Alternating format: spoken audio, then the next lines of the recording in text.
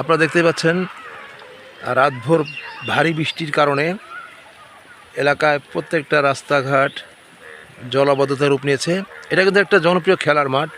দেখেন কি আকারের প্রচুর পানি জমেছে এখানে। মনে হচ্ছে যে একটা বিশাল একটা পুকুরে পরিণত হয়েছে।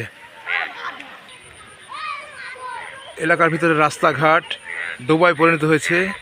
এখানে যে পৌরসভা ভিত্তিক যে ড্রেনগুলো আছে এগুলার কোনো পরিচ্ছন্নতা নেই। সব ড্রেনে একদম ময়লা জমাট বেঁধে এই জলাবদ্ধতা হয়েছে। আপনারা দেখতে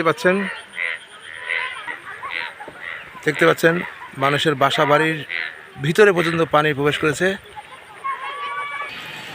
আপনারা দেখতে পাচ্ছেন এলাকার রাস্তাঘাট সব ডুবে পানিতে পরিপূর্ণ হয়ে গেছে। দেখুন আপনারা, এটা দর্শনা, চুয়াডাঙ্গা জেলার দর্শনা।